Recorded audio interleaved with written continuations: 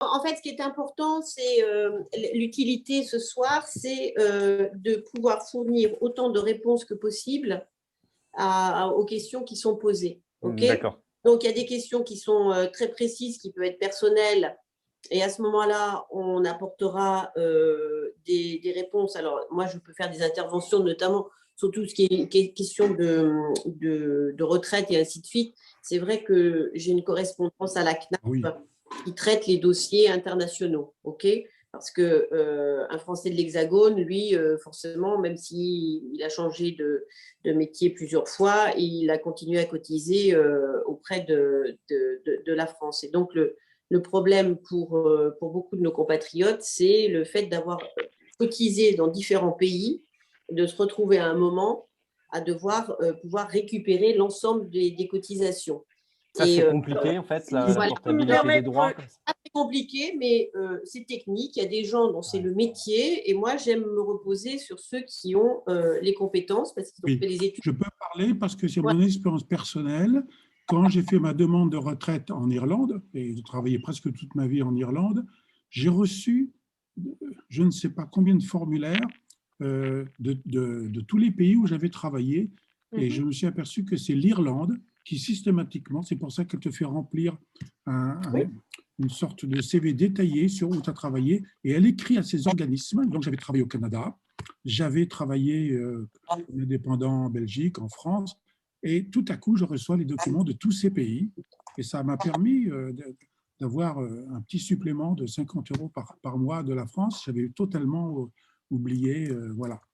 Donc ça, c'est une chose qui peut rassurer les gens quand on fait la demande en Irlande pour la retraite à laquelle on a droit si on a cotisé en Irlande. On va recevoir tous ces formulaires automatiquement. C'est assez impressionnant. Hein. De toute façon, c'est la caisse de retraite du pays où on passe sa retraite qui récupère l'ensemble des cotisations versées dans d'autres pays. Hein. Alors, voilà. si je peux me permettre, simplement, peut-être, étant donné qu'il y a déjà 30 spectateurs on va commencer. qui sont là, on attend, il n'est pas encore tout à fait 19 h, donc on va attendre un peu. Mais en attendant, les participants qui ont des questions à poser peuvent, en bas de leur écran, vous voyez plus, vous avez 3 petits points et vous avez écrit Q et A, ce qui signifie questions et réponses.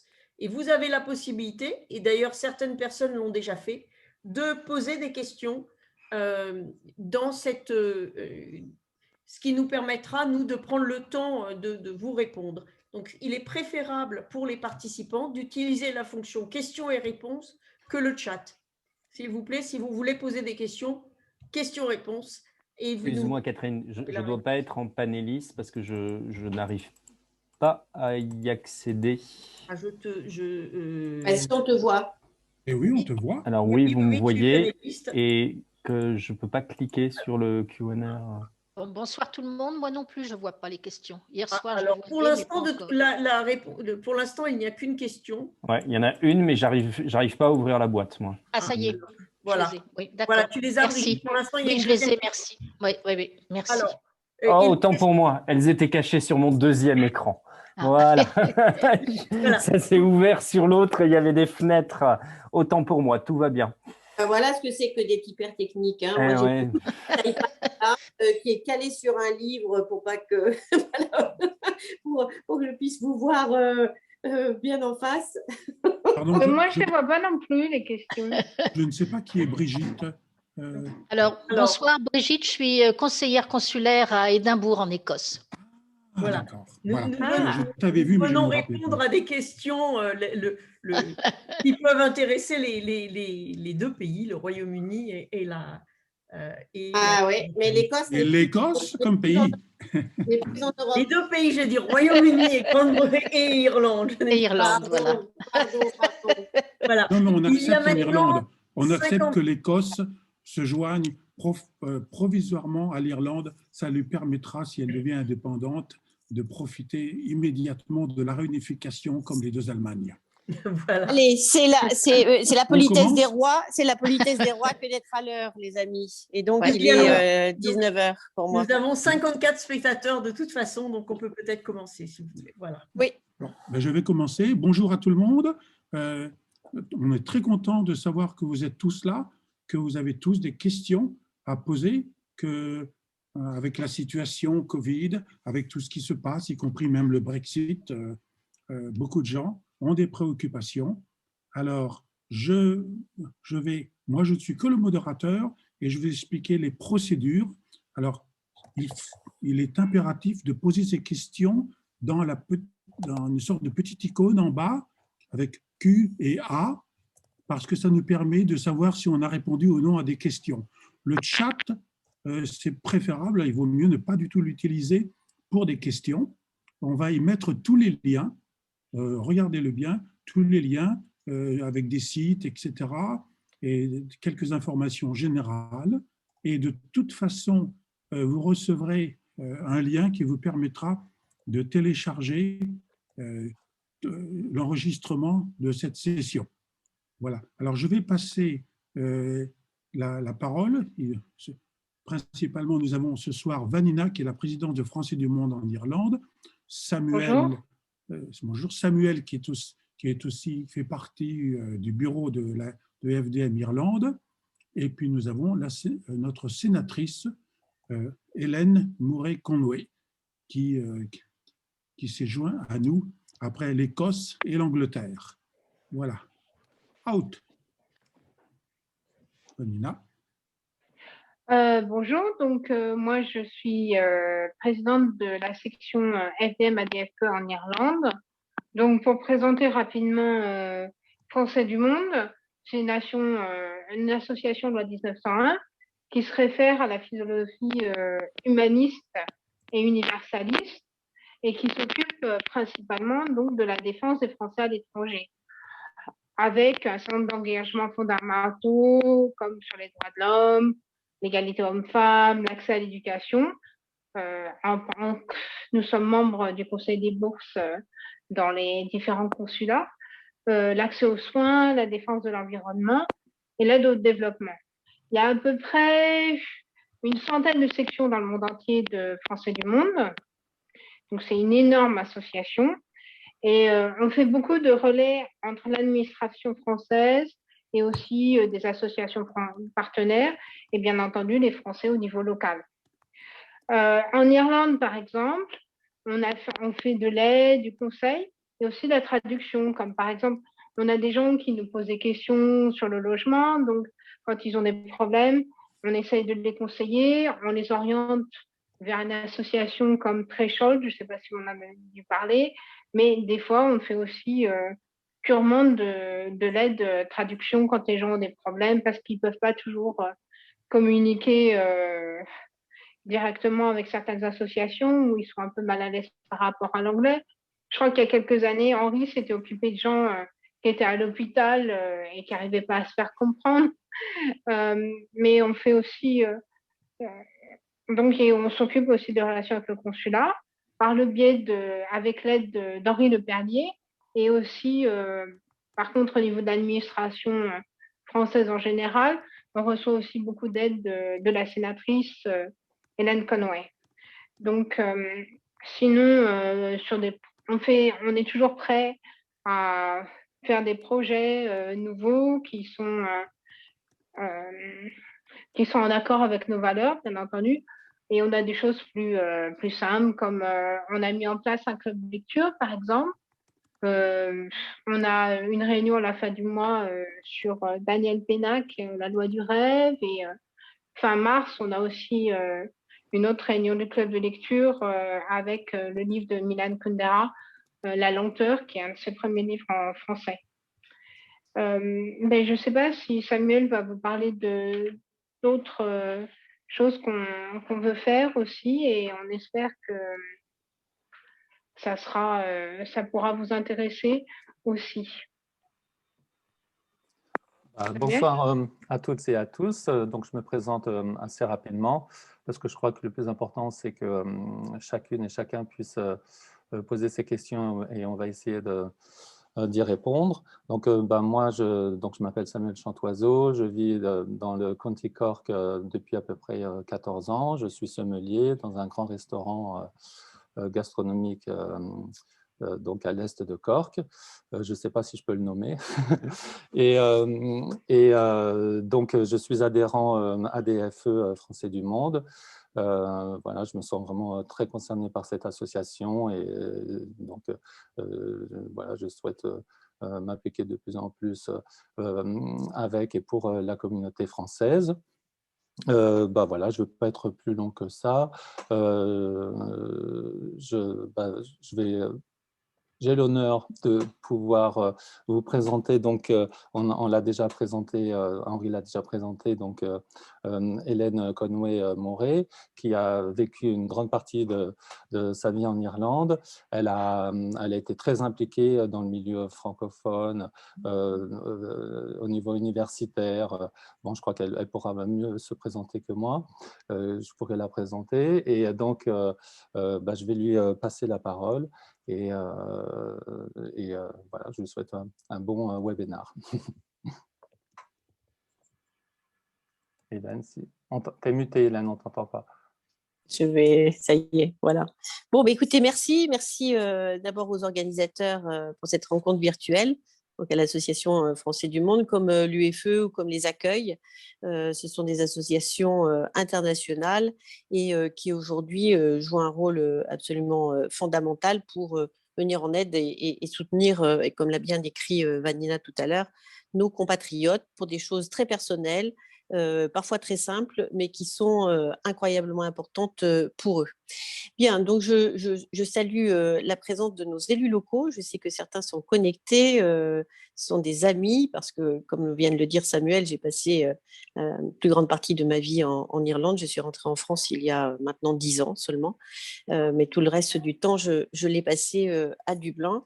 Et donc, pendant ce temps-là, eh bien, j'ai pu rencontrer Marie-Hélène Poudvigne, Laurence Eleli, Amélie Doll et bien sûr Henri ce soir qui assure la technique.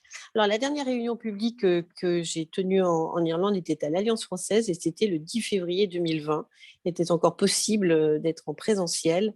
Et donc ce soir, ce que nous proposons, c'est d'avoir exactement le même format que celui que nous avions utilisé l'année dernière, c'est-à-dire pas de discours. Là, nous avons moins de 10 minutes pour faire l'ensemble, le tour de ceux qui sont là pour vous aider, mais plutôt répondre aux questions pour à la fois coller à vos préoccupations, surtout les entendre et puis essayer d'y répondre. Alors, soit maintenant, et Henri va se charger, Christophe aussi, peut-être de vous donner les liens qui sont utiles pour aller glaner l'information que vous souhaitez, ou plus tard, si ce sont des interventions plus personnelles, avec mon email, où vous pouvez bien sûr me contacter.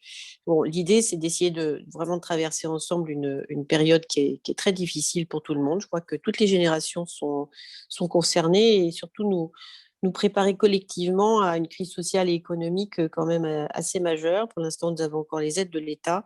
Mais quand tout cela va s'arrêter, je crains que les choses soient difficiles. Et donc, nous aurons encore plus besoin d'associatifs.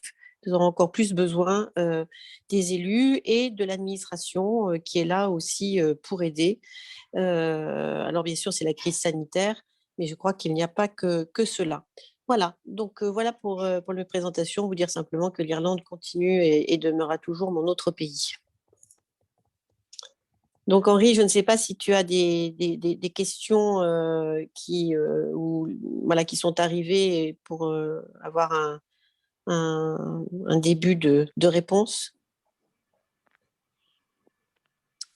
Ah, Henri est en train de parler à quelqu'un. Je peux peut-être juste faire un petit commentaire, c'est que, parce que la question nous a été posée, effectivement, la réunion est enregistrée et elle sera mise en ligne pour les gens qui ne peuvent pas assister ce soir ou qui veulent revoir certaines parties parce qu'ils ne peuvent pas suivre l'ensemble de la réunion.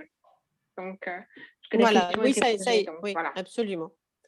Bon, je crois que la question principale qui nous avait été envoyée était sur le retour et les voyages en France. Alors, il y a bien sûr la nécessité de procéder à des tests PCR dès lors qu'on a plus de 11 ans. Et pour les adultes aussi, enfin en tout cas toute personne de plus de 11 ans, de faire une déclaration sur l'honneur pour dire qu'on n'a pas été en contact et qu'on n'est pas, voilà, on ne présente aucun symptôme. Donc il faut, au sein de l'Union européenne, présenter ces documents à l'arrivée. Bon, demain, je vais à Roissy, mais je dois dire que jusqu'à présent, les contrôles ne sont pas exactement durs ou même voire existants à notre grande dame, puisque vous l'avez vu, et un recours a été déposé devant le Conseil d'État, le gouvernement a décidé d'interdire le retour en France pour les Français de l'étranger. Bon, non seulement c'est illégal sur le droit international, mais ça pose quand même un certain nombre de questions. Donc, parce qu'on se retrouve dans l'illégalité, eh bien, il y a une liste de motifs impérieux qui permettent en effet de prétendre à voyager. Bon, cette liste est une liste indicative. Donc, ce que nous contestons, c'est le caractère indicatif, parce que, bien entendu, il y a un certain nombre de choix qui ont été faits. Par exemple, si vous êtes champion de badminton, vous pouvez voyager, mais si votre grand-mère est mourante, ou si vous êtes un administrateur d'une grande entreprise, vous ne pouvez pas assister à l'AG. Donc, il y a des manques. Cette liste a certainement vocation à s'allonger ou peut-être disparaître si le décret qui a été publié est annulé par le Conseil d'État. Donc, le résultat sera donné assez vite. En tout cas, si vous souhaitez rentrer en France, je vous conseille très vivement d'aller sur le site de l'ambassade de France, d'aller sur le site du ministère des Affaires étrangères qui vous donne toutes les dernières indications, parce que malheureusement, d'une semaine à l'autre, les règles changent. Et surtout, si vous êtes résident en Irlande, de vous conformer bien sûr à la réglementation irlandaise qui aujourd'hui, je dois dire, est beaucoup plus sévère et beaucoup plus dure que la française, parce que vous êtes à un niveau 5, alors que nous, en France, nous ne sommes pas confinés. Nous avons des restrictions, nous avons un couvre-feu à 18 heures, mais les magasins sont ouverts, les coiffeurs sont ouverts, et les gens sont libres de voyager d'une région à l'autre. Il n'y a pas de restrictions. Et donc, si on habite aujourd'hui dans un territoire d'outre-mer, il est en effet possible de rentrer en France, puisque de fait, on peut être en outre-mer, mais c'est un territoire français. Donc, le retour en Irlande, il faut prendre vraiment cela en compte, peut poser problème pour des personnes qui ont un travail et qui risquent de se retrouver avec une quatorzaine imposée. Les amendes sont sévères et je crois savoir que des contrôles sont faits. Donc voilà, je vous invite vraiment à consulter tous les sites qui vous préconisent les documents dont vous avez besoin pour vous en munir, de vous présenter dans les aéroports avec ces documents-là et ensuite de vous conformer à ce qu'on vous demande. Et donc, cela est très chronophage en matière de temps.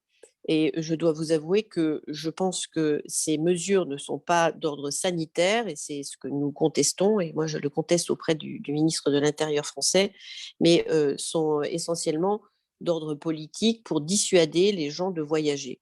Ce que l'on comprend parfaitement, c'est-à-dire que seuls les gens qui ont vraiment besoin de voyager puissent le faire, puisque vous savez qu'aujourd'hui, il y a différents variants qui, je crois, nous inquiètent beaucoup plus que ce que nous avons connu jusqu'à présent. Voilà, donc ça, c'était, je crois, une question qui était, qui était posée d'inquiétude et de savoir un petit peu où nous en sommes. Le problème, comme vous le savez, c'est que nous sommes toujours en état d'urgence. Le Parlement l'a contesté, mais malheureusement, c'est passé à l'Assemblée nationale. Ça avait été contesté au Sénat et prolongé jusqu'au mois de juin, ce qui fait que eh bien, malheureusement, le gouvernement a la possibilité de légiférer par ordonnance sans passer par le Parlement. Ce qui fait que le vendredi soir ou le samedi matin, parfois, on découvre un décret qui est sorti pendant la nuit et qui va du fichage, par exemple, que j'ai beaucoup contesté aussi, des Français sur leurs opinions syndicales, politiques ou religieuses, aujourd'hui à l'interdiction de voyager qui est tombée par le biais d'un décret. Voilà.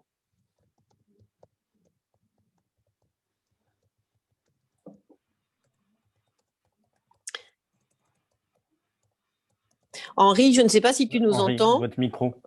Henri, Ouais. Pardon, c'est moi. Pardon, oui, oui. parce qu'on te voit beaucoup parler, mais tu Je ne… m'excuse. Oui, là, j'avais enlevé mon micro parce que je tapais sur l'ordinateur. Alors, il y a des questions qui reviennent assez souvent. C'est pour le renouvellement de carte d'identité, de passeport et quelles sont les procédures. Les gens ont énormément de mal à avoir des rendez-vous.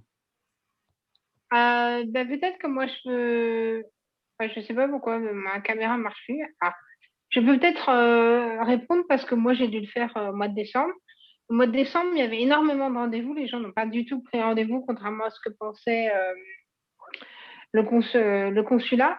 Donc, en fait, pour prendre rendez-vous, l'idéal, c'est de se connecter vers minuit parce qu'il y a une mise à jour qui est faite à ce moment-là. C'est tard, mais ça peut être une des possibilités.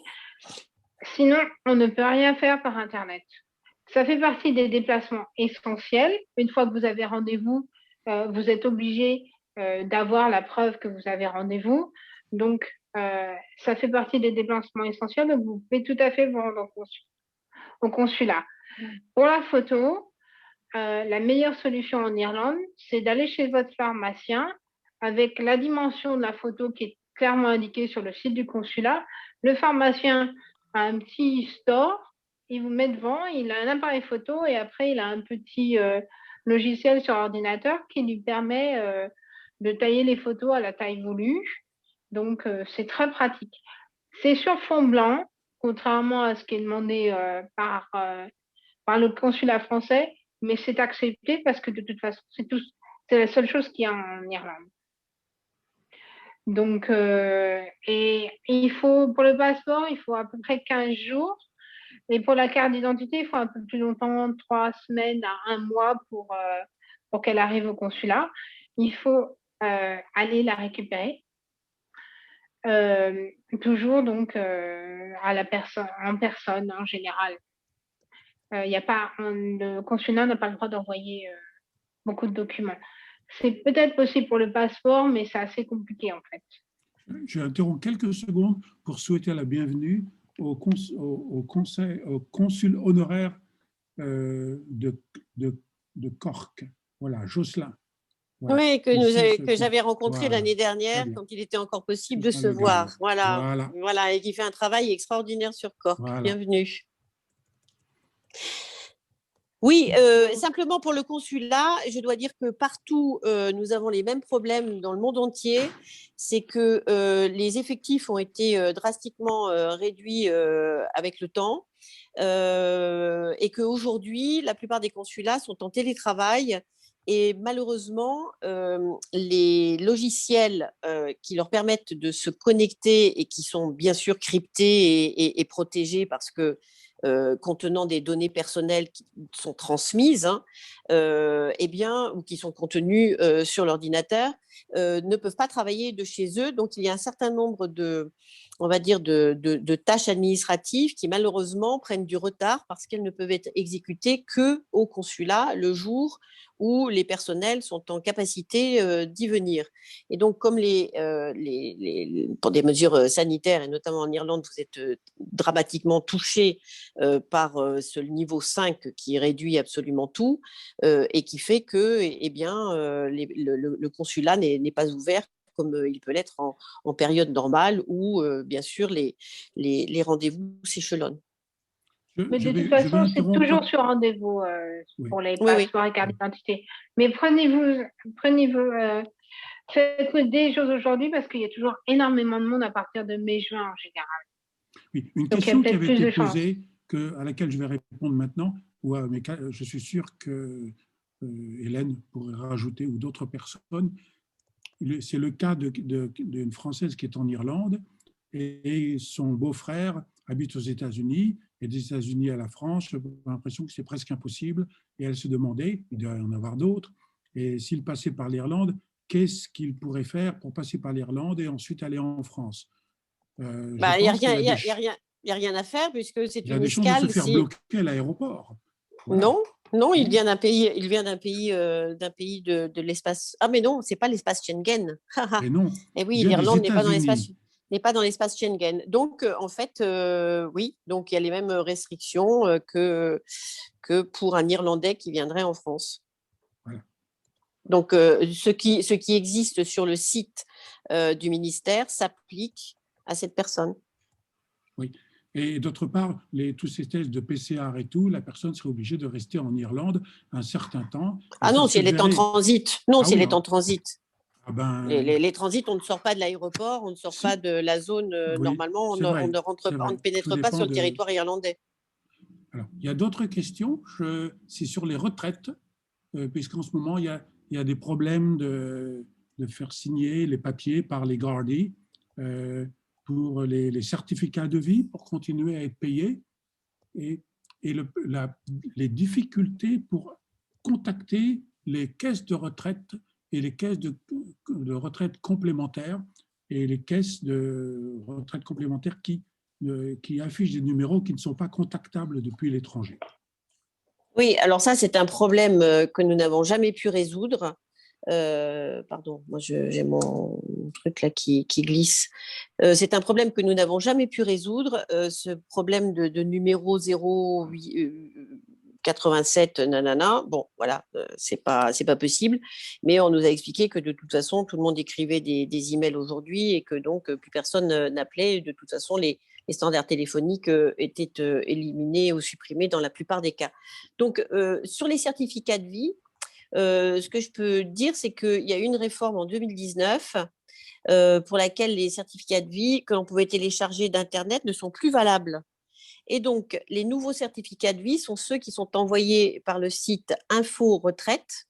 JIP Union Retraite a repris donc la gestion des certificats de vie pour la CNAV. Et ces certificats de vie sont nominatifs et possèdent un code barre. Toutefois, en cas de problème, eh bien, on peut obtenir une copie de certificat de vie qu'il faut ensuite faire remplir par une personnalité, enfin ça peut être un soliciteur en Irlande, j'imagine, ou un Gardaí, qui ne refuseront pas dès lors que vous présentez votre identité. Voilà, donc le certificat de vie peut être en effet rempli de cette façon. Le site, c'est Info Retraite, c'est ça? Oui, alors c'est bon parce que les anciens ne sont plus valables hein, depuis 2012. J'ai une communication justement du consul honoraire. Oui, c'est ça, du consul honoraire à Cork, Jocelyn, qui nous dit qu'un consul peut faire aussi un certificat de vie. Je ne savais pas que c'était possible. Consul honoraire, oui. Voilà.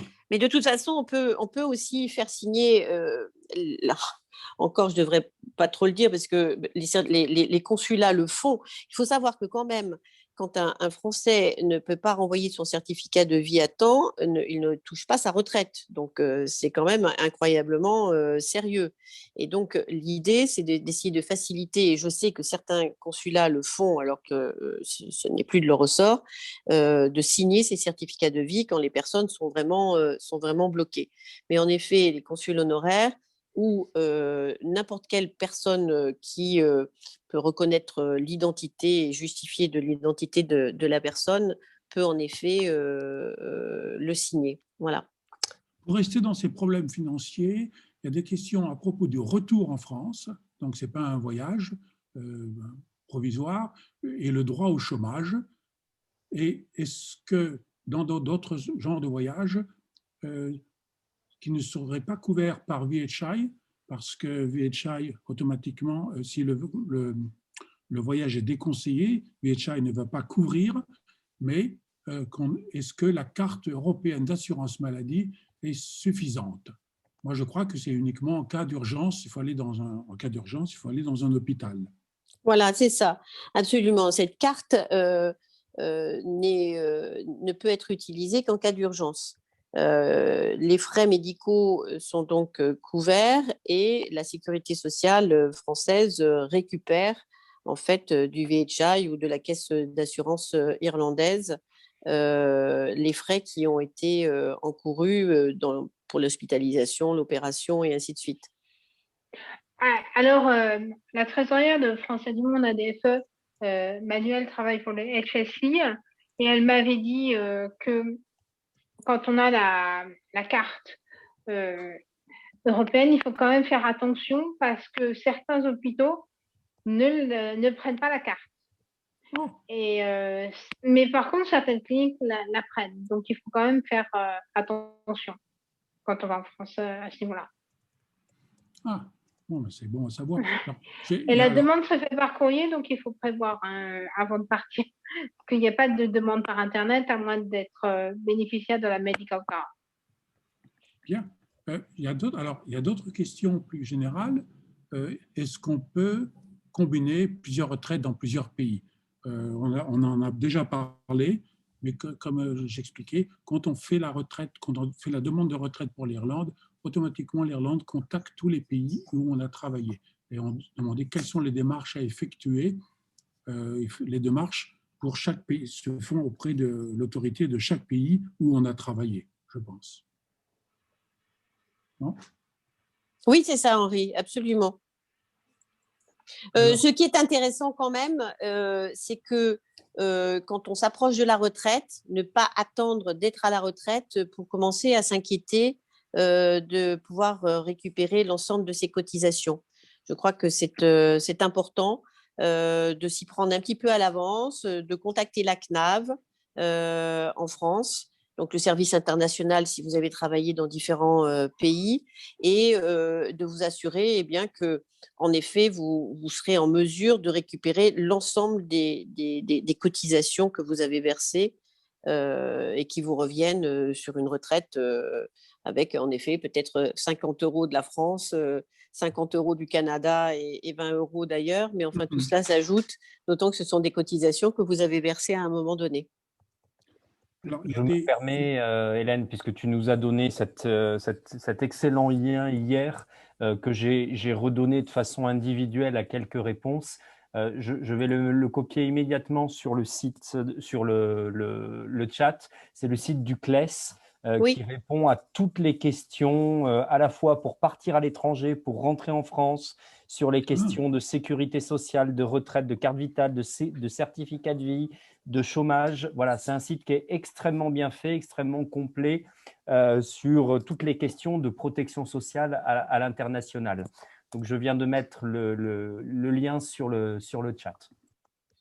Merci, c'est fabuleux, et Christophe. Et puis, vous pouvez aussi aller sur le site de Français du Monde, puisque je vous ai dit que Français du Monde était une association internationale avec un siège à Paris, hein, comme c'est le cas de l'UFE et d'autres associations.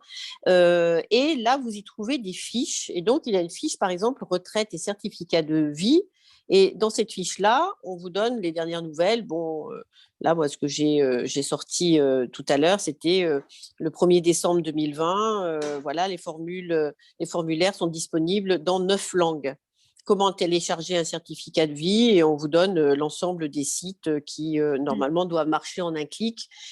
S'il y en a plusieurs, c'est qu'ils ne fonctionnent pas tous forcément de façon très optimale. Mais donc là, vous en avez 4 qui devraient faire affaire. Donc peut-être, Christophe, tu peux aussi donner le site de Français du Monde qui permettra à ceux qui le souhaitent eh bien, de pouvoir aller glaner toutes les informations dont ils ont besoin. Et j'ai également donné le site de l'assurance retraite dans les réponses aux questions. Ah ben c'est fabuleux, très bien, très bien. Il y a aussi, bien sûr, comme je disais, en complément, pour des cas assez particuliers et assez compliqués, une personne qui est ma référente à la CNAV internationale, avec laquelle nous travaillons régulièrement. Et donc, si vous avez un dossier qui est vraiment bloqué pour des raisons particulières, qui vous sont particulières, eh bien, n'hésitez pas à m'écrire. Et bon, je ne suis pas à la recherche d'intervention à faire, mais je sais que parfois les dossiers sont très compliqués et les gens sont dans des impasses. Et c'est vraiment très, très frustrant, surtout quand la retraite pointe son nez ou qu'elle a déjà commencé et qu'on n'arrive pas à percevoir sa pension correctement. Alors, il y a des questions plus générales, mais qui en fait sont toutes similaires. C'est à propos des voyages en France pendant l'été, et c'est relié évidemment à ce qu'on appelle les motifs impérieux. Alors, je fais une citation de quelqu'un qui nous a écrit, ça résume un peu les préoccupations de beaucoup de gens. J'aimerais savoir ce qu'il en est des voyages en France. Je ne suis pas allé en France depuis le début de la crise sanitaire, mais ma mère a 85 ans et je crains de sacrifier les derniers moments avec elle. Sera-t-il possible pour les Français de voyager cet été? Et si oui, quels documents faudra-t-il fournir? Et sera-t-il possible pour mon mari et mes enfants, sous passeport irlandais, de voyager? Bref, les gens se préoccupent. Ils voudraient savoir, est-ce qu'on aura des assurances à un moment donné? Ça me semble difficile pour l'instant de la période à partir de laquelle il sera possible de voyager. Et quels sont ces motifs impérieux? On a beau lire la liste, on a l'impression qu'il y a des cas qui ne sont pas couverts. Voilà. Non, il y en a vraiment beaucoup qui ne sont pas couverts. Henri, tu as tout à fait raison. Et je vous dis que le Conseil d'État va rendre son verdict prochainement. Si le décret est annulé, eh bien ces motifs impérieux, bien sûr, n'existent plus.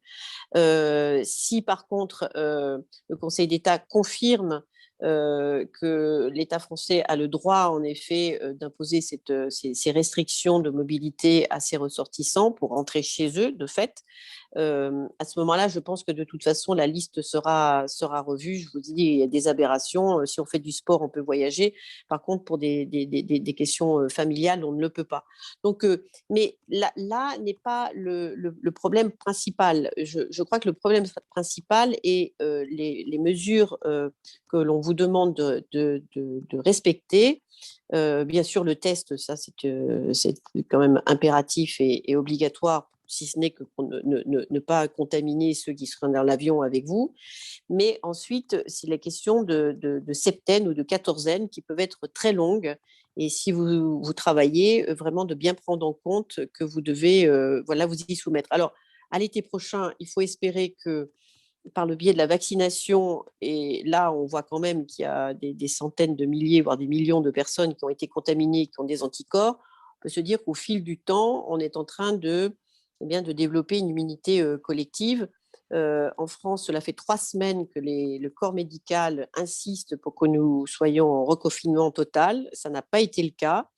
Je dois dire que là, pour le coup, je peux être critique du gouvernement sur certaines mesures qui sont prises, et c'est mon travail de parlementaire, je ne suis pas critique. Je pense simplement que quand certaines mesures liberticides sont prises sur le plan individuel ou collectif, il est de mon devoir de réagir et d'essayer d'améliorer les choses. Mais quand il agit correctement, je suis là pour l'applaudir, et je dois dire que la décision a été prise de ne pas reconfiner, et pourtant, en France, le nombre de contaminations diminue, est stable plutôt. Par contre, le nombre de personnes en hôpital diminue, lui. Donc, si nous avions été reconfinés, on mettrait cela sur le compte du confinement. Ce n'est pas le cas, et pourtant, on voit qu'on avance vers quelque chose d'un petit peu plus stable. Donc, il faut imaginer, et moi, je suis directement concernée, puisque j'ai un petit-fils qui est né en Irlande, que je vois par WhatsApp toutes les quelques semaines, et je peux vous dire que ça me brise le cœur de ne pas voir cet enfant grandir. C'est mon premier petit-fils, et que j'avais imaginé pouvoir le toucher, le voir, et pas simplement le regarder en photo quand ses parents m'en envoient une. Voilà. Donc les séparations, vous savez qu'il y a tous ces collectifs qui se sont mis en place, avec lesquels je travaille, pour obtenir des laissez-passer pour certains qui maintenant sont bloqués, ne sont pas dans la liste des motifs donc impérieux. Donc on va voir si on peut débloquer cela. Mais ce sont des gens qui sont séparés de leur conjoint, de leur compagnon, de leur compagne depuis plus d'1 an aujourd'hui. Donc tout ce qui relève du personnel, à un moment, devra être pris en compte, en s'assurant que les personnes se soumettent à toutes les règles. Mais je crois qu'elles y sont vraiment prêtes, si ce n'est pour pouvoir retrouver les leurs. Alors, il y a Henri, une question juste... de Marie-Hélène Claudaigne sur est-ce qu'on pourrait parler de la position de la France et de l'Irlande quant au passeport vaccinal? Dans le gouvernement français, alors pour l'Irlande, je ne sais pas, mais vous, les Irlandais, vous le savez mieux que moi. Moi, je vais parler de la position de la France. Pour l'instant, le gouvernement français est contre. il part du principe que le vaccin doit rester quelque chose qui est souhaité par des personnes et ne pas être imposé pour pouvoir aller au cinéma, au théâtre ou prendre l'avion. Voilà, c'est une position d'ailleurs que je partage. Je pense que ça fait partie de notre liberté. Voilà. Alors, une autre question. On parlait de refaire les papiers. Samuel voulait parler. Samuel, vas-y, Samuel, vas-y. Non, c'était juste, je voulais juste ajouter à ce que tu disais par rapport à la dame qui souhaite voir sa maman de 85 ans. Si j'ai bien compris, si on arrive à justifier, donc pour un Français d'Irlande qui souhaite aller rendre visite à quelqu'un qui est mourant, qui est très malade, à un proche, si on arrive à justifier de façon médicale, donc il faut demander de prouver que cette personne elle est en difficulté ou c'est la fin de vie, c'est pas un problème. Les autorités irlandaises, normalement, devraient accepter ça pour pouvoir prendre l'avion et se rendre en France. Mais à confirmer, mais c'est ce que j'ai cru comprendre, que je crois que quand même les autorités irlandaises, elles sont très humaines aussi. Et par exemple, on peut se rendre, normalement, on n'a pas le droit de se déplacer à plus de 5 km, mais on a le droit de se rendre sur une tombe. Donc, alors si la tombe de je ne sais pas qui, de mon arrière-grand-mère, elle est County Galway, j'habite à Cork, est-ce que c'est possible à vérifier? Mais d'après ce que j'ai vu, ça serait possible, quoi. Donc il y a des choses comme ça qui sont assez étonnantes, quoi. Mais bon, voilà, c'est ça que je voulais dire. Oui, ça fait partie des motifs impérieux. En effet, la visite à une personne dont le pronostic vital est engagé. Bon, donc, il faut avoir un certificat médical qui justifie que la personne est très malade. Voilà. Mais l'assistance aux personnes âgées, malades ou en situation de handicap ne disposant d'aucun autre soutien sous la présentation de documents établissant la relation entre la personne aidante et la personne aidée. Voilà. Donc, il faut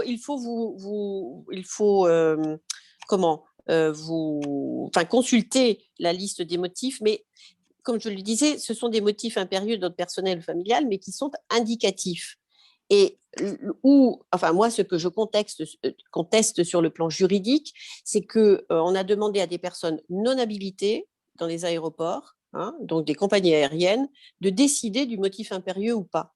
Alors qu'il me semble que cela devrait relever des consulats, par exemple, en effet, comme cela est le cas pour d'autres actes où on doit se présenter devant une autorité, voilà, que ce soit le consul ou autre. Bon, donc je pense qu'il y a vraiment des très grosses faiblesses dans ce qui est imposé. Mais si vraiment c'est très important pour vous, je pense que vous pouvez... il ne faudra pas le regretter toute votre vie. Je crois qu'il faut réinjecter de l'humain dans un cadre de vie qui devient de plus en plus contraint. On nous enferme dans des bulles. Enfin, moi, je le ressens personnellement, peut-être comme beaucoup d'entre vous, avec des règles qui, pour certaines, sont incompréhensibles et auxquelles on se prêterait facilement si on pensait qu'elles étaient justes. Et ce n'est pas le cas. Ce n'est pas le cas quand on vous sépare de votre grand-mère ou de vos enfants ou d'autres personnes. Mais sans prendre de risques, je pense que vous pouvez, si c'est très important pour vous, invoquer un de ces motifs impérieux et voyager en vous assurant de faire le test et de vous conformer à ce qu'on vous demande. Je peux me permettre, Hélène, de compléter ta remarque au regard de l'expérience qu'on a eue à Londres et avec les retours auprès du consul général. Un des problèmes, donc la liste est effectivement très détaillée avec les documents justificatifs. Le problème, c'est que l'appréciation est complètement laissée au pouvoir discrétionnaire de la police de l'air et des frontières, voire même, plus grave, des compagnies aériennes. C'est-à-dire qu'à l'embarquement d'une compagnie aérienne, un agent de cette compagnie peut très bien vous dire non, je considère que ce motif n'est pas impérieux. Et ça pose un véritable problème. Et on a régulièrement, et on en parlait avec Guillaume Bazard, le consul général de France à Londres, régulièrement, on voit des gens qui sont dans des situations humainement qui paraissent assez incontestables et qui se font refuser à l'arrivée à l'Eurotunnel parce qu'un agent a considéré que leur document n'est Tu es coupé, Christophe, on muté, t'entend plus. On t'entend plus, Christophe. On t'entend plus. Voilà, on jugeait que leur motif n'était pas valable. Et donc ça, c'est le vrai problème, c'est ce pouvoir discrétionnaire, effectivement, bon, quand c'est la police de l'air et des frontières qui juge de ça, c'est déjà embêtant. Mais quand en plus c'est un agent d'une compagnie aérienne ou d'Eurotunnel ou d'Eurostar qui juge de la validité du motif, c'est encore plus problématique et contestable. Il y a une réponse, il y a tellement de réponses aux questions posées, mais que peut-être vous n'avez pas vu, que c'est Valérie qui expliquait qu'une amie est partie voir sa mère en fin de vie au Japon. Elle a pu partir. Oui. Donc voilà, ça dépend de les liens qu'on a passés portaient essentiellement sur la France. Après, chaque pays peut effectivement avoir des appréciations différentes. Le problème étant davantage à l'entrée dans le pays, et notamment à l'entrée en France, que bien sûr ça peut varier en fonction des pays, mais la liste des motifs impérieux, elle ne porte que pour la France. Je ne sais pas quelles sont les conditions d'entrée au Japon. Alors, il y a une question qui est posée et qui a un rapport avec ce qui était dans les médias. Quelqu'un dit « Bonjour, peut-on rentrer en France pour un rendez-vous médical dans les prochains mois ?» Orthodontiste, par exemple. Il y a eu des articles de presse en Irlande sur des Irlandais qui prenaient de faux rendez-vous chez des dentistes dans les Açores ou les Baléares, ou je ne sais plus, et qui ne se présentaient pas chez les dentistes, tout ça pour aller sur la plage. Donc, les dentistes espagnols, c'est ça, se sont plaints auprès des autorités irlandaises. Voilà, donc, vous savez, la période de la prohibition aux États-Unis n'a existé que parce qu'on avait interdit les ventes d'alcool. Mais la liste donc pour les autorités françaises parle bien d'urgence médicale vitale. C'est ça, et vital. avec comme pièce exigible un certificat médical ou une preuve d'hospitalisation programmée. D'accord ?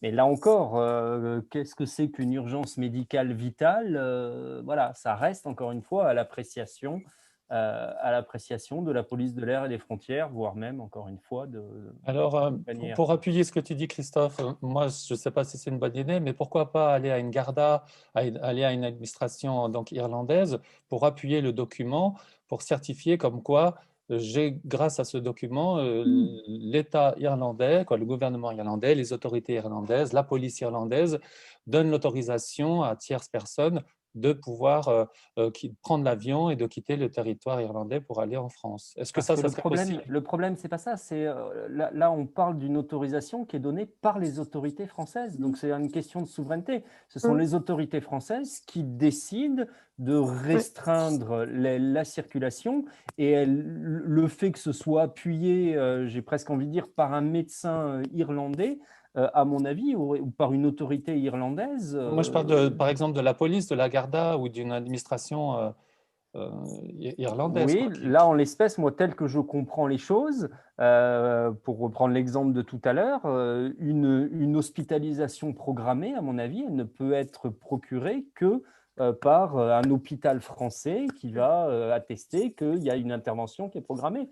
Moi, c'est comme ça que je le comprends. C'est les autorités françaises qui décident de restreindre les conditions d'entrée sur le territoire pendant la période de pandémie. Oui, c'est absolument cela. En fait, il faut prendre en compte l'aller-retour. Et le retour, c'est de se dire qu'un résident français en Irlande montrera qu'il est résident et donc il rentre chez lui. Donc, il n'y a pas de souci, à ceci près que, rentrant de France, il sera soumis aux contraintes qui sont exigées. Bien. Mais en effet, Christophe a raison. Le problème, c'est d'être admis quand vous arrivez. Et c'est pour ça que les compagnies aériennes, pour certaines, font plus de zèle que d'autres, on les connaît. Elles en faisaient déjà avec les papiers ou le poids des valises, parce qu'elles craignent qu'à l'arrivée, les autorités françaises refoulent la personne et que donc elles sont tenues de ramener la personne gratuitement au pays. Bon, alors aujourd'hui, je crois que les avions ne sont pas remplis et que ça poserait pas de gros problèmes, mais c'est là la crainte de certaines compagnies aériennes. Moi, je conteste fermement, sur le plan juridique, l'habilitation de ces personnes à juger du motif ou pas d'entrer sur un territoire. Voilà. Donc là, il faut attendre. C'est un contentieux qui est en cours et un recours qui est en cours et donc attendons son résultat. Il y a une question Je qui est vois- venue, pardon. c'est sur le renouvellement des papiers quand on n'habite pas à Dublin. Donc, si je comprends bien, la limite de 5 km, si on doit aller à l'ambassade pour retirer des papiers, c'est un motif acceptable par la police irlandaise, n'est-ce pas? Oui, Oui, absolument. tout à fait. Oui, oui, oui. Tout à fait. Oui. J'ai Il vu n'y une a aucun question problème. C'est un également. motif impérieux. J'ai vu une question également qui est différente, qui concerne le Pax. Est-ce que le Pax français est reconnu en Irlande? Et la personne demande, est-ce qu'il y a des démarches ou des questions que ce Pax soit reconnu? Est-ce que quelqu'un peut répondre? Alors, je peux me rappeler que le Pax irlandais n'est pas possible, c'est possible pour les personnes de même sexe, mais il n'y a pas de Pax pour personnes de sexe différent. Est-ce que je me trompe?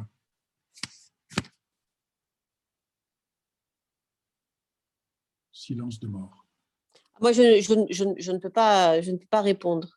Voilà, Les Pax je ne sais pas. français n'est pas reconnu pour les Irlandais, nous dit. Je ne pense pas que ça soit possible dans tous les cas de figure, de toute façon. Il n'y a pas de Pax entre personnes de sexe différent. Donc, et du point de vue général, est-ce qu'il est reconnu pour les impôts?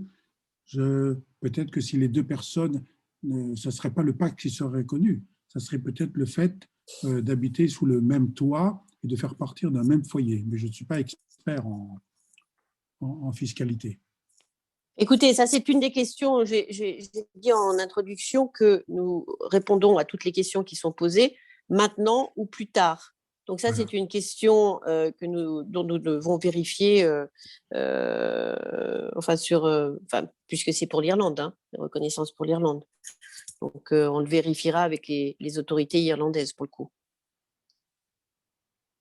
En tout cas, le mariage homosexuel maintenant pour les homosexuels est accepté en Irlande, quoi. Donc je ne sais plus de quand exactement. Donc est-ce que ça rejoindrait la problématique du Pax pour les personnes du même sexe? J'imagine que oui, mais ça a confirmé effectivement. Pour du même sexe, probablement, mais si elles ne sont pas du même sexe, oui. Là, ça serait pas. Je ne pense pas qu'il y ait un accord ou même des négociations en cours pour ça. En fait, Samuel, ce que tu dis, c'est que le mariage a été reconnu de même sexe et le Pax est quelque chose de tout autre. C'est simplement un contrat de reconnaissance entre deux personnes. C'est une sorte de partenariat civil, on va dire. Mais le mariage, c'est tout autre chose. Donc, en France, c'est différent. C'est-à-dire qu'à partir du moment où tu as signé un Pax, au niveau des impôts, c'est la même chose que si tu es marié. Donc, je pense que c'est pour ça que la question est posée, en fait. La seule différence entre le Pax et le mariage en France, c'est que c'est pour obtenir la nationalité française ou un permis de séjour. En fait. Oui, tu ne peux absolument. pas avoir avec un simple Pax. Oui, absolument. Mais sinon, il n'y a aucune différence. Oui.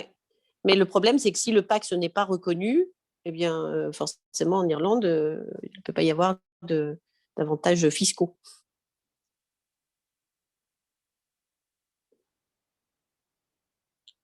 Vous avez d'autres questions? Alors, il y a quelqu'un qui dit, si on a d'autres questions que celles qui ont été posées, où c'est qu'on peut écrire? Écoutez, vous pouvez toujours écrire à Français du Monde Irlande. C'est l'adresse que vous avez reçue quand vous vous êtes inscrit, et on essaiera de trouver des gens qui peuvent répondre à ces questions. Voilà, l'email, c'est l'email d'envoi quand vous avez reçu quand vous répondez à la convocation pour le webinaire, elle est contenue là-dedans, mais je vais la réécrire. Alors, pardon, un petit rectificatif quand même. Nicolas nous fait une remarque qui est très très juste. On a eu un tropisme anglais là en ce qui me concerne, c'est qu'effectivement l'Irlande n'est pas concernée par le régime des motifs impérieux puisqu'on est dans l'espace européen. Dans l'espace européen, mais pas dans Schengen. Oui, mais j'ai sous les yeux, c'est pour ça que j'ai vérifié, j'ai sous les yeux le document du ministère de l'Intérieur. L'Irlande est bien dans l'espace européen. Européen, oui.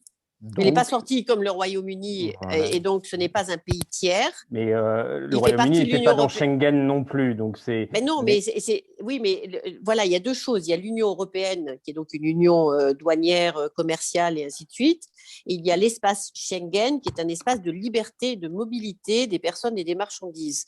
L'Irlande a fait le choix de ne pas rentrer dans l'espace Schengen pour pouvoir faciliter les échanges avec le Royaume-Uni, puisque c'est son premier fournisseur. Et voilà. Et d'où le problème avec le Brexit aujourd'hui pour l'Irlande, qui doit se réinventer finalement ces échanges avec une Union européenne qui sera son fournisseur en direct sans plus passer par le Royaume-Uni pour ce qui est des marchandises. Et je pense qu'il va certainement y avoir une discussion sur l'espace Schengen. Mais en même temps, je ne vois pas comment ils peuvent sortir de ce partenariat avec le Royaume-Uni au vu du nombre d'Irlandais qui résident au Royaume-Uni et des liens à la fois familiaux et personnels entre les deux îles, la grande et la petite. Hein. C'est pas impossible, mais il faudrait reconfigurer toutes les frontières et surtout les terminaux dans les aéroports. Après tout, il y a beaucoup d'aéroports en Europe où il y a un terminal pour l'espace Schengen et les autres terminaux ne sont pas pour l'espace Schengen. En Irlande, on n'a jamais voulu faire face à cette question et quand j'en parle à des politiciens irlandais, ils ne peuvent pas faire face à cette question. Mais maintenant, on va peut-être être obligé. Et puis, il y a la frontière avec l'Irlande du Nord. Il y a l'Irlande du Nord, surtout, qui est la frontière terrestre qui pose le problème. Voilà. Mais les aéroports, bien sûr. ça serait possible. Enfin, si je me permets, c'est pas le sens de la remarque. La question, elle portait sur l'espace européen. Parce que la règle des motifs impérieux ne s'implique qu'en dehors de l'espace européen.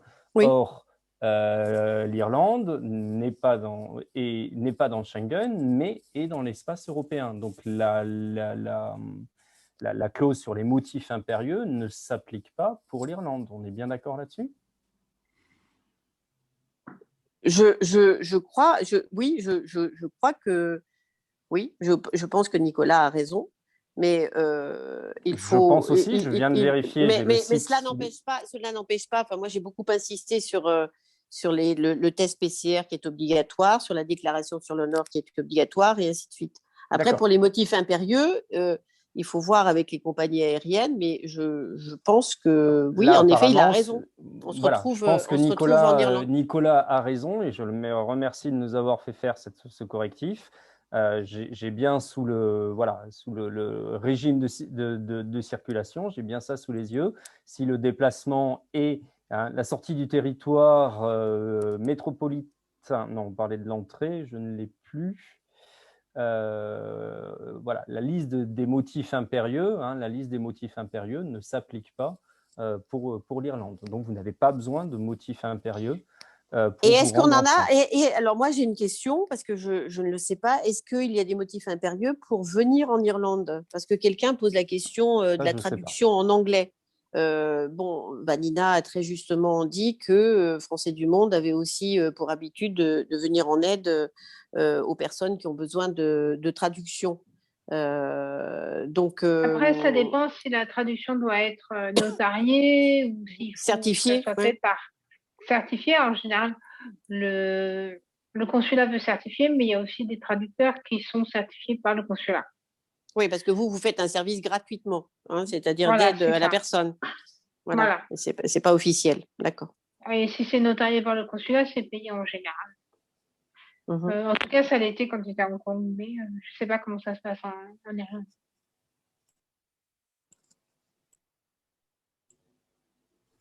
Oui, en fait, ce que nous précise Marie-Pascale, c'est que c'est l'Irlande qui empêche les voyages pour motif qui n'est pas impérieux. Donc, il y a bien des motifs impérieux, mais qui ne sont pas imposés par la France, mais par l'Irlande. Avec une amende de 2 000 € à la clé. Avec une amende de 2 000 € à la clé. Voilà. Donc, en fait, pour la personne qui pose La la question, situation voilà, est la même. Voilà. Voilà, la situation est la même. Il est effectivement très, très difficile actuellement de voyager entre les deux pays. Et énormément de questions reviennent sur ce point. Nous espérons évidemment que la situation s'améliorera dans quelques semaines, mais pour l'instant, nous ne pouvons pas en être sûrs.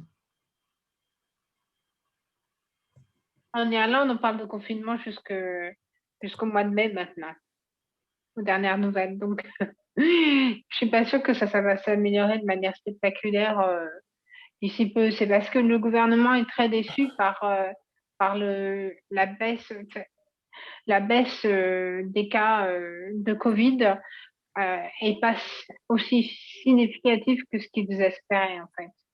Et maintenant, on voit aussi des gens qui ont déjà été contaminés qui sont à nouveau malades. Alors là, il y a une question. Il y a une question de quelqu'un qui doit déménager et qui reste positive des semaines après. Alors c'est vrai, c'est le problème avec les tests où quelqu'un peut avoir eu le Covid un mois plus tôt et continue à tester positif plus tard. Moi, c'est arrivé à un certain de mes collègues. Bon, en même temps, il n'était plus du tout contagieux. Donc, si en effet le déménagement est prévu, il faut que cette personne peut-être puisse prouver que le Covid remonte à quelque temps et mais là, il faut un certificat médical pour cela et prouver que la personne n'est plus contagieuse et qu'elle n'est plus porteuse de symptômes, mais malheureusement encore peut-être une certaine charge virale qui fait que les tests demeurent positifs. Mais je pense qu'un certificat médical pourrait aider dans ce cas, parce que c'est vrai que si tout est organisé, payé et ainsi de suite, je ne vois pas comment le déménagement peut partir et la personne attendre patiemment qu'elle n'ait plus d'anticorps et qu'elle ne soit plus positive.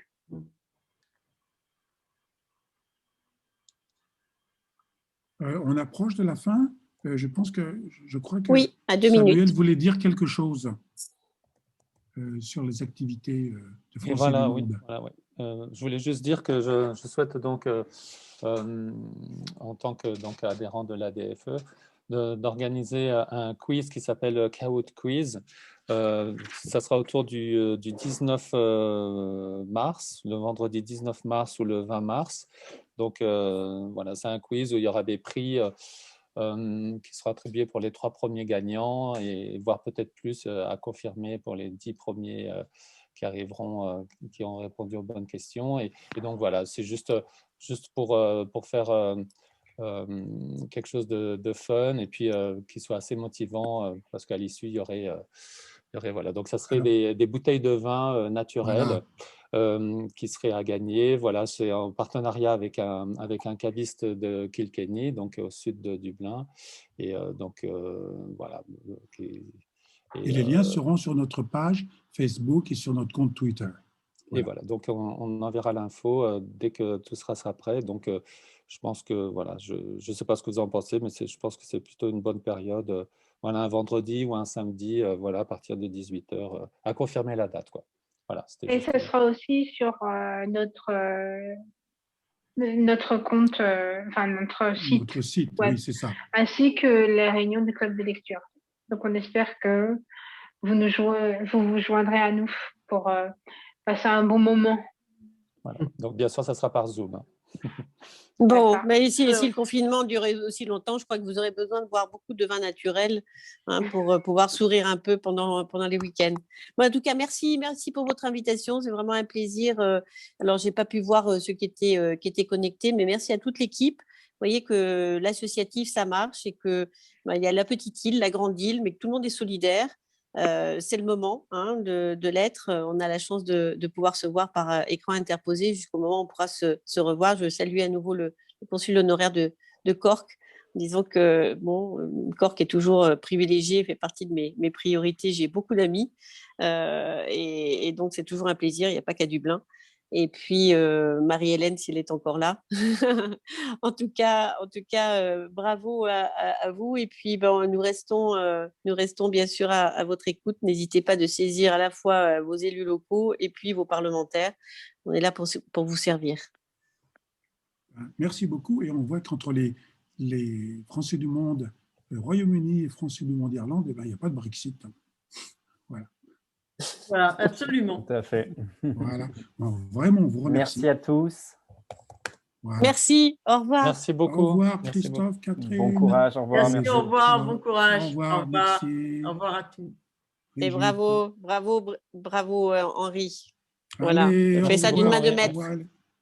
Au revoir, Hélène.